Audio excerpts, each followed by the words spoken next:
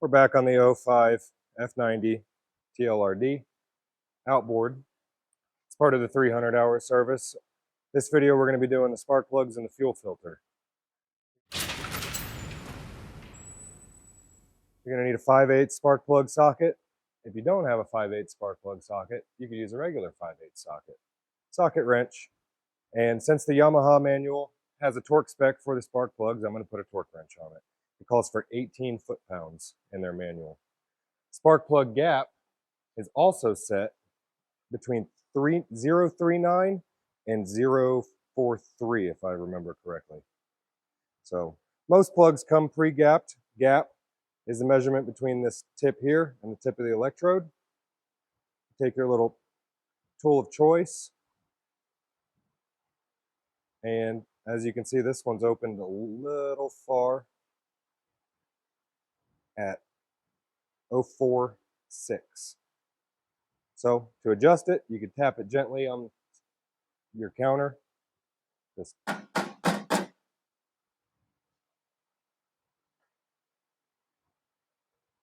and right there, we're at between 0.43 and 0.44. A couple more taps should do it.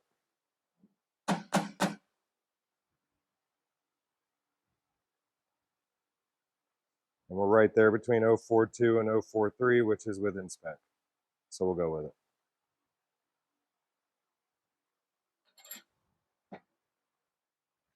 All right, I got all the spark plugs gapped, all gapped the same, put them at 0.43. I forgot to mention, I like to use a little dielectric grease on the tips of the spark plugs where you plug the boot on. And you're also gonna need a Phillips head screwdriver to get the plastic guard off. Spark plugs are hidden behind that plastic guard right there that says Yamaha on it. You have 5 screws total, 2 up top, 1 here, and 2 down on either side. You can get those removed with a Phillips head or a flathead screwdriver. Why anybody would use a flathead is beyond me. I guess if they're stripped out because you don't know how to use a Phillips head screwdriver, then you would have to use a flathead screwdriver. I'll get these screws moved out and come back. All right, after you've got all 5 screws out and fished out the ones you dropped in the cowling, this cover comes right off. You expose your 4 spark plugs and spark plug wires. Kind of hard to see.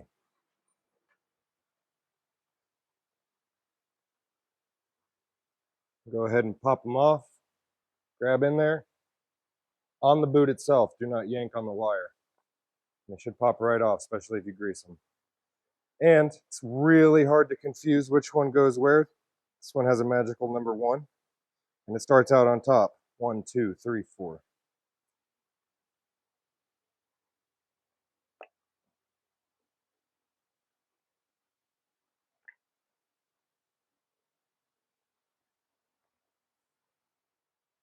All the spark plug boots are removed.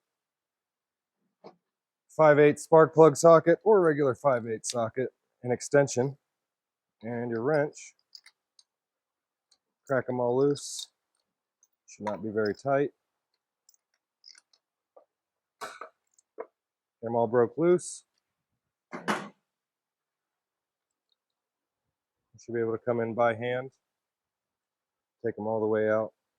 Most spark plug sockets have a rubber grommet inside the socket to help hold the spark plug in once you get it taken out of the threads.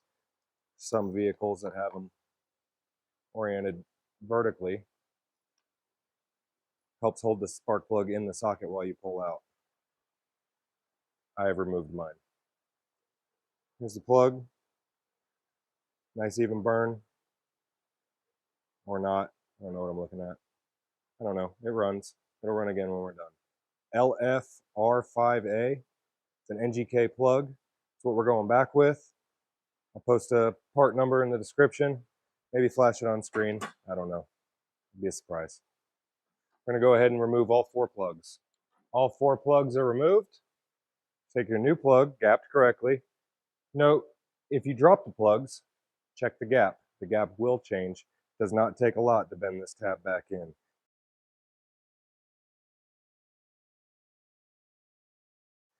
Take it on the end of your socket, line it up with the hole, nice and gently.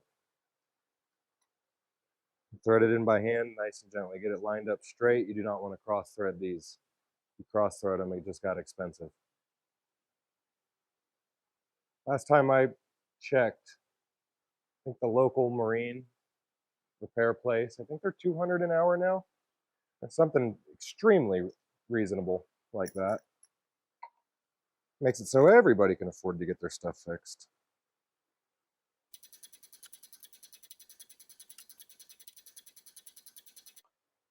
All right, we got all the plugs in, finger tight. Take the torque wrench, set to 18 foot-pounds per the manual. I have never in my life torqued spark plugs, but because the manual has a torque spec, I figured why not. Let's see how it feels.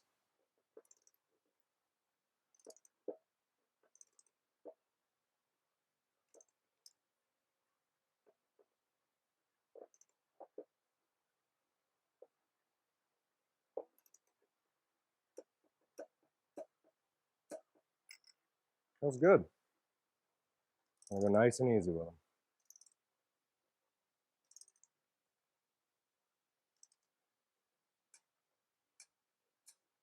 If you're tightening, and it starts to get easier to tighten, you tighten too far. Tip of the day.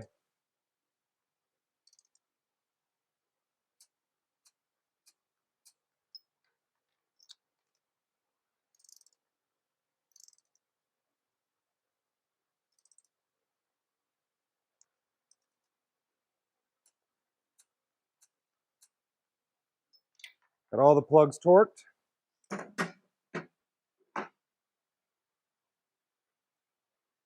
Take our boot. We're going to start with number 1. We're going to put it on number 1 at the top because that's where it was. Put a little bit of dielectric grease in the boot. And push until you feel it pop. You feel a little click just like that. It clicked right on. Same as number 2. Little bit of grease. Push until you hear a little click or feel a little pop.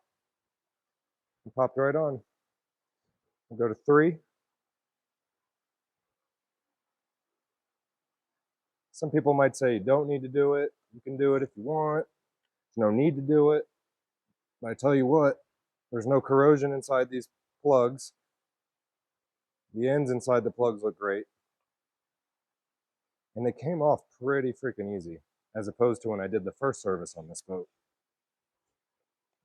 And pop. Got all our plug wires back on and seated. Align your little holders here. There's a nipple, it sticks off the back. And it goes in that little hole above the threaded screw hole. And just get them as close as you can when we get that cover on. We'll line them up for us. Or hold them down. Black cover. Yamaha facing up. And also, when you're putting this cover on, this fuel line here hides behind it.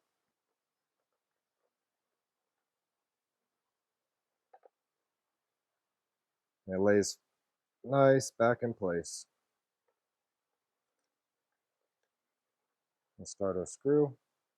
Maybe. There it goes.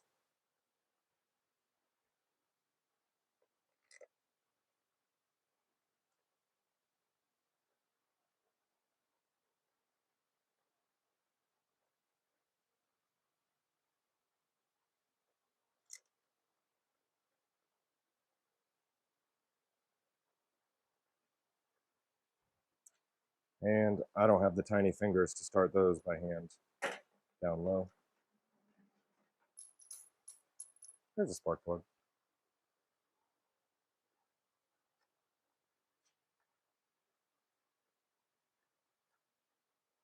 Believe it or not, these have a torque spec of 3. I'm not going to bother to do that. You can if you'd like.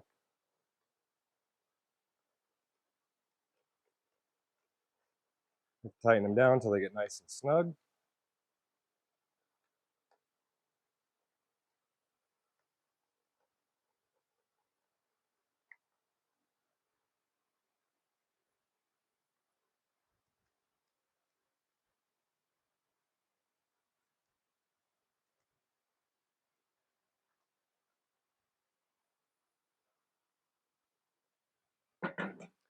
And that's it.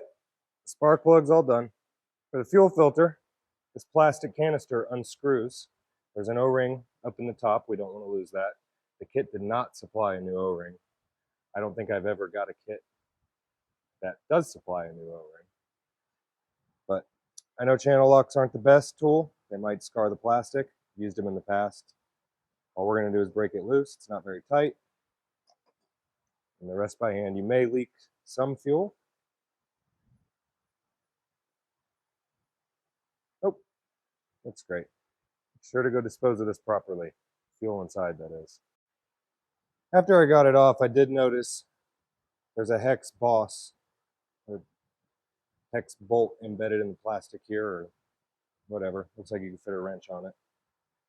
I would bet that that's the correct way to do it. But moving on. Got your O-ring right here.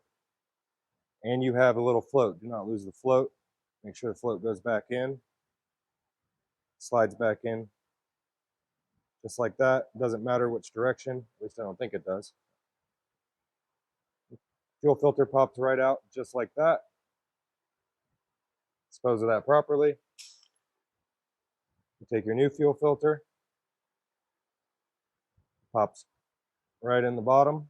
Bottom's out. I like to take a tiny little dab of dielectric grease or whatever. Might not need it. Might be bad for it. Might be good for it. Don't know, don't care. Makes me feel better. Slide your canister back on. Housing.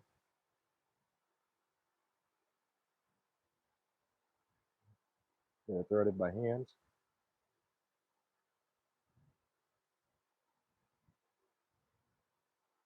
Nice and finger tight.